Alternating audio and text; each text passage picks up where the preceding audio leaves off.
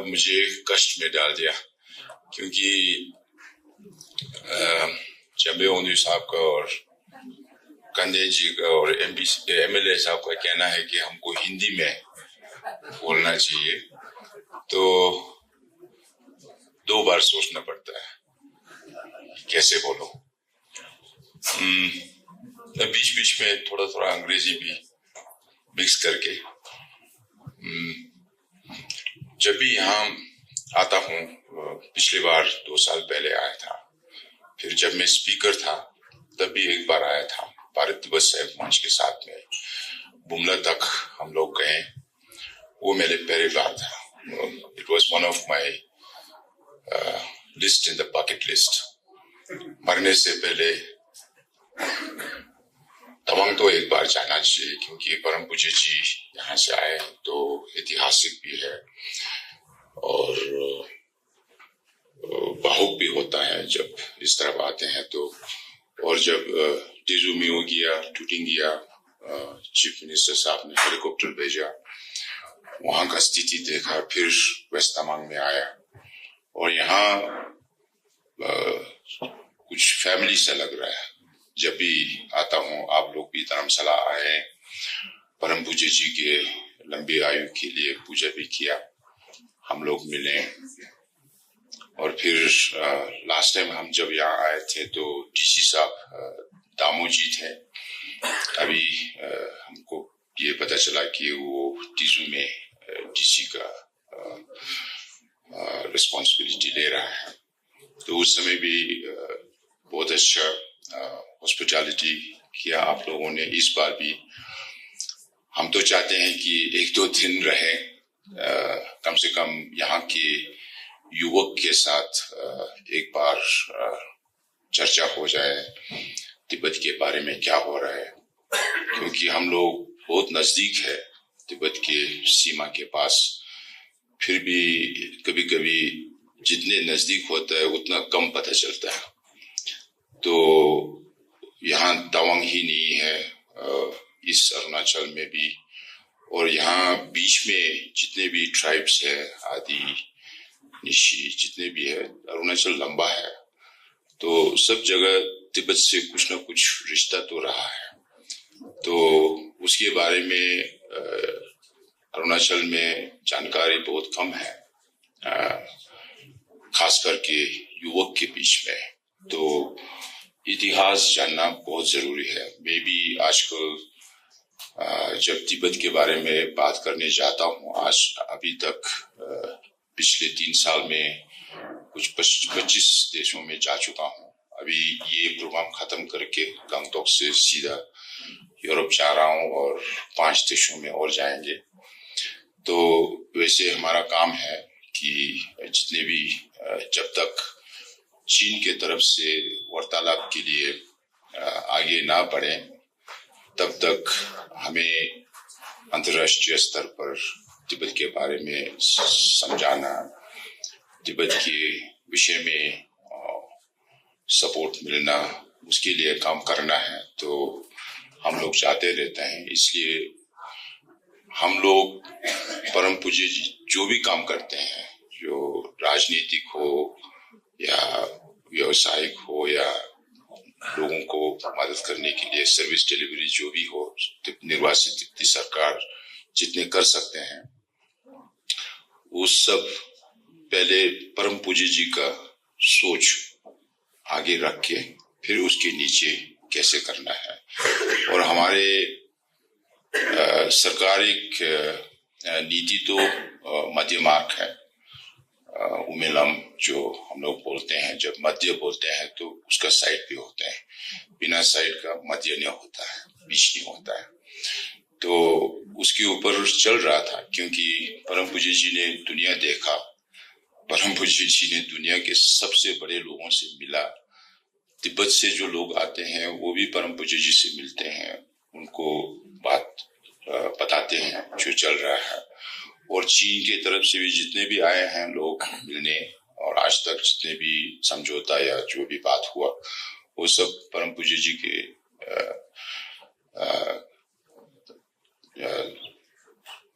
Knowledge से आज तक चलते रहा। तो हम लोग परम पूज्य जी की जो सोच है उसके पीछे 100% चल रहा है। तो जो पार्लियामेंट ने भी जो नीति रखा है वो मेरा मध्य मार्ग जो है वो 97 में यूनानिमसली पास किया था और तब से हिज होलिनेस ने रीइटरेट किया, दोबारा ये उत्साहित किया कि हम लोग मध्य मार्ग पे चलेंगे। तो जब हम लोग आए 2021 में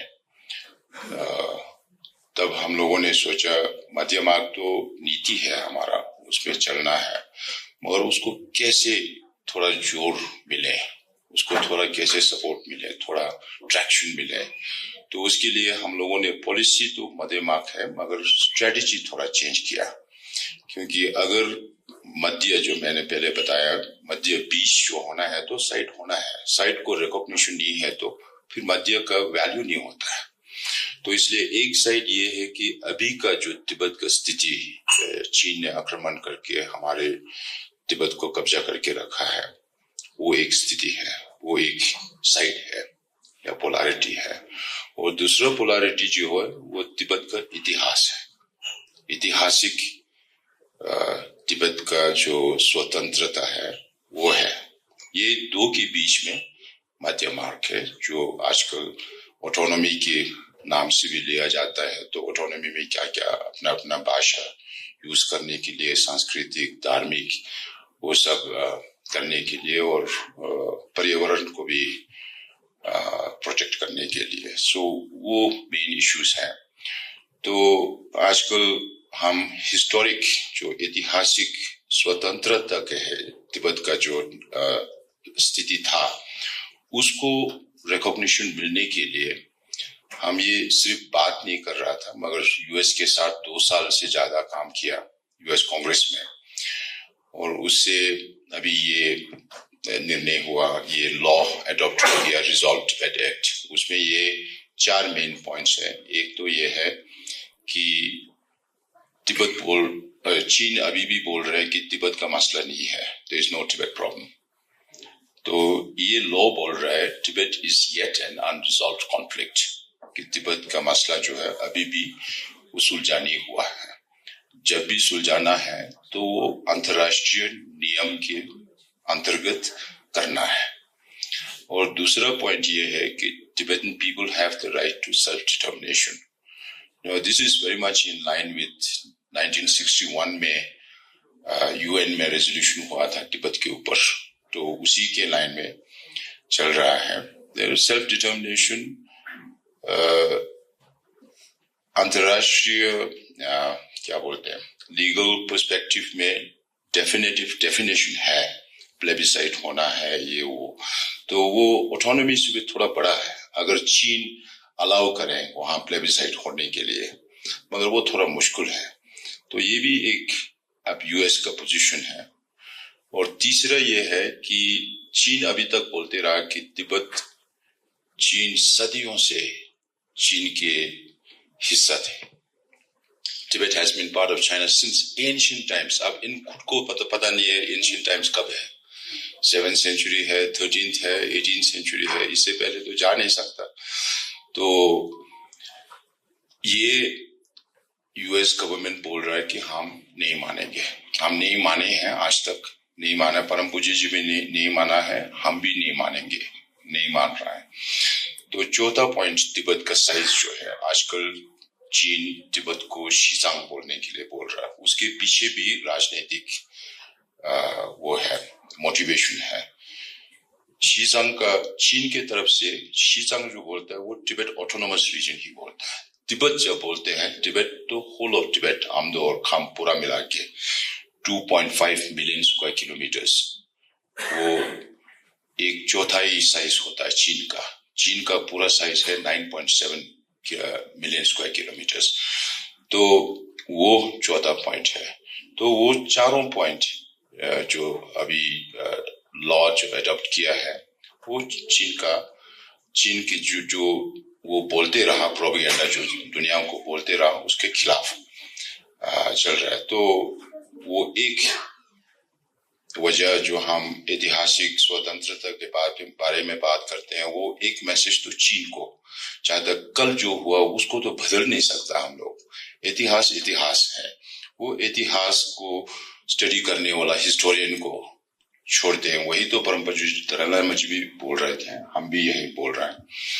तो दूसरा मैसेज इंटरनेशनल कम्युनिटी को, सब देश बोलते रहता है कि तिब्बत ये पीपल्स रिपब्लिक ऑफ चाइना का एक हिस्सा है, Tibet is a part of People's Republic of China. तो हम अभी फॉरेन ऑफिसर्स को बताते हैं कि अगर आप ये बार बार बोलते रहे तो आप अंतरराष्ट्रीय नियम के खिलाफ जा रहे हैं, you are going against international law. क्योंकि तिब्बत और पीपल्स रिपब्लिक ऑफ चाइना के बीच में सिर्फ एक ही एग्रीमेंट है, वो 17 पॉइंट एग्रीमेंट, वो भी तिब्बत को कब्जा करने के बाद, वायलेंटली ऑक्युपाइंग उसके बाद। तो ये 17 पॉइंट एग्रीमेंट भी हम लोगों को फोर्स किया गया था कि अगर आप लोग साइन नहीं करेंगे तो आक्रमण करेंगे और लोग मारे जाएंगे।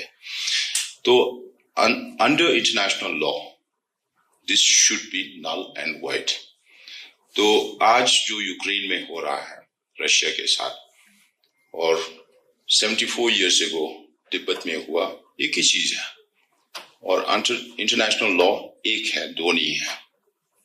तो हाँ, वो हम बताते हैं। और दूसरा ये बताते हैं, ये लोग यही बोलते रहते हैं कि तिब्बत पीआरसी का क्षेत्र है, और फिर बोलते हैं परम पूज्य दलाई लामा जी का रिप्रेजेंटेटिव और चीन सरकार के बीच में डायलॉग और नेगोशिएशन का सपोर्ट करते हैं। तो हम इनको बोलते हैं कि आप अपने आप को कॉन्ट्रडिक्ट कर रहे हैं, खुद को कॉन्ट्रडिक्ट कर रहे हैं। वो नेगोशिएशन होने के लिए कुछ चाहिए ना, वो खुद हिस्टोरिकल फैक्ट जो है वो खुद काट रहे, वो लोग निकाल रहा है इसको। सब देश बोल रहे हैं तिब्बत चीन का हिस्सा है, तो चीन हमारे पास आके बात करने का वजह ही रहा नहीं ना, वो वजह आप लोग खुद निकाल रहे हैं। That's why you are contradicting yourself, वो भी बताते हैं। और तीसरी बात ये बताते हैं कि आपको क्यों लगता है, जैसे एक चीन हिस्टोरियन ने लिखा है किताब, आपको क्यों लगता है कि चीन हर देश को बोलने देते हैं कि तिब्बत चीन का हिस्सा है, मगर चीन मंगोलिया के बारे में क्यों नहीं बताते हैं, इस तुर्किस्तान के लिए क्यों, मंचूरिया के लिए क्यों नहीं बताते हैं दूसरे देशों को ये बोलने के लिए? क्योंकि चीन खुद को पता है कि इनका जो तिब्बत के ऊपर आक्रमण और जो कंट्रोल कर रहा है, रूल कर रहा है, वो लेजिटिमेट नहीं है। इसलिए वो अंतरराष्ट्रीय कम्युनिटी से, समुदाय से लेजिटिमेसी मिलने का कोशिश कर रहा है। वो 50-60 साल से कर रहा था, तो हर देश वही बोलने लगा है। अभी हम इसको थोड़ा बदलने का सोच रहे हैं, क्योंकि इसमें थोड़ा, अगर अभी आज रात को, यहाँ रात है 5 का, और यूएस में अभी सुबह शुरू हो गया, 5-10 मिनट मिला रूम में, उसमें देखा कि अभी क्लोजिंग आर्गुमेंट खत्म हो गया हैरिस और ट्रंप का। तो अभी वोट चल रहा है, वैसे भी 27 मिलियन वोट डाल भी चुके हैं, तो वोट चल रहा है। कल तक शायद पता चल जाएगा कौन यूएस का प्रेसिडेंट बनेगा। तो रिजॉल्व तिब्बत एक्ट के बाद में हमको क्या करना है, अभी वो ज्यादा विक्ट्री तो नहीं है, जस्ट वन स्टेप फॉरवर्ड, और हमको एक नया इंस्ट्रूमेंट हाथ में मिला। तो उसके जरिए अब दूसरों देशों में कैसे करना है वही सोच रहा हूँ, उस रास्ते पे हम लोग चल रहा है। अभी काम बहुत है। दिसंबर में मैं यूएस में जा रहा हूँ, स्टेट डिपार्टमेंट कांग्रेस के साथ बात करना है कि अब साथ में कैसे कर सकेंगे, क्योंकि अब लॉ तो पास हो गया, लॉ पास होके कुछ एक्ट नहीं किया तो फायदा नहीं है। तो उसको बात करने के लिए मैं दिसंबर जा रहा हूँ।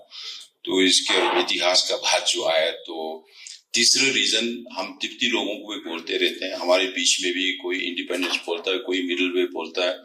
हमारा एमपी साहब भी लास्ट टाइम टीवा का शो नहीं देखने को नहीं मिला, ये चुंडू साहब के साथ चले गया। चुंडू तो इंडिपेंडेंस का जो है वो साथ में चलता है, मगर जो भी है, हमने अभी इन लोगों को बोलने लगा कि हमारे बीच में है जो इंडिपेंडेंस मिडिल का जो डिस्कशन चल रहा है, अब उसको फायदा नहीं है। अगर इंडिपेंडेंस हो या मिडिल वे, चीन को देख के करो, दूसरों देशों से जाके करो। अब इंडिपेंडेंस चाहते हैं तो you have to prove the independent status of Tibet in the past if you want independence in the future, right? And for middle way, to gain value for middle way, we are seeking recognition for the independent status of Tibet in the past. So काफी रास्ते तक तो हम लोग साथ में जा सकते हैं। अब उसके बाद में देखा जाएगा क्या चेंजेस होता है दुनिया में। आज भी हम जैसे बात कर रहे हैं तो दुनिया में कितने कितने चेंज हो रहा है। हर बार देखना पड़ता है, कुछ छूट ना जाए कि क्या क्या हो रहा है। तो ऐसे समय में हम लोगों को भी देखना चाहिए। यहाँ हम लोग सिर्फ निर्वासित में 1,30,40,000 हैं, उसमें कुछ 72,000 इंडिया में है, अभी 10,000 नेपाल में, भूटान में अभी 1,000 जितने भी है वो भी सिटीजनशिप और वो सब काम चल रहा है। बाकी 50-60 हजार कुछ 25 देशों में फैला हुआ है। तो हम लोगों का काम भी जितने भी तिब्बती समुदाय है उतने ही पहुंचना है। और यहाँ भी आज कुछ लोगों से मिला और बोला कि 5 साल में हमने ये कमिटमेंट दिया था कि 2 बार हर जगह हम जाएंगे। तो ये दोबारा यहाँ तवांग को आने का मौका मिला। और जहाँ भी अभी परम पूज्य जी का उम्र 90 होना वाला है, अगले साल का जुलाई में परम पूज्य जी का 90 हो जाएगा। और इस साल राइट नी का सर्जरी भी हुआ था, अभी भी रिकवरी चल रहा है। तो 90th बर्थडे सेलिब्रेशन जो है वो हम इंटरनेशनली करना चाहते हैं और इसको ईयर ऑफ कंपैशन, कम से कम हमारे तरफ से बहुत प्रोग्राम होंगे, मगर कम से कम 300 ऑर्गेनाइजेशंस, इंस्टीट्यूशंस ने इस हॉलनेस को ऑनर किया हुआ है आज तक। तो हर एक ऑर्गेनाइजेशन ने एक इवेंट किया तो भी 300 इवेंट ऐसे भी आसान से हो जाएगा। अभी कंदे जी और हम लोग भी बात चल रहे थे, पिछले महीना हम जुरिक में थे, रिचर्ड गेयर, और वो भी एक फिल्म का को प्रोड्यूसर बना। तो उस फिल्म का नाम है wisdom of happiness, and this film is based on a full interview with His Holiness sometime in 2018, and His Holiness was directly speaking at the camera, which means she is speaking to the audience directly. And there's also a joke among us that His Holiness English was at its best in terms of all kinds of expressions, and it covers his whole life and how he overcame all the challenges and why it is necessary to save this precious world. So this is a message that's not important only for the whole world, but individually for people who want to, gain from the wisdom of Buddhism. And I think this is a film to watch. So right now we don't know when it will be released in India. पता नहीं कब release होगा, उन लोगों का distribution का rights का बात चल रहा है, यूरोप में चल रहा है, यूएस में चल रहा है। जब भी आपको देखने का मौका मिलेगा तो इसको जरूर देख लीजिएगा। और अगले साल ऑनरेबल सीएम के साथ भी हम लोग थोड़ा बात हुआ था, हिज होलिनेस के 90th बर्थडे सेलिब्रेशन के लिए अरुणाचल में क्या करना चाहिए, तो वो भी बात चलते रहेंगे। और आप लोग तवांग में भी जो भी हो सके आप लोगों की तरफ से 90th बर्थडे का celebration, mainly not for yourself but for all others, with the message of compassion. As we speak, we are talking about some 55 violent conflicts in this world.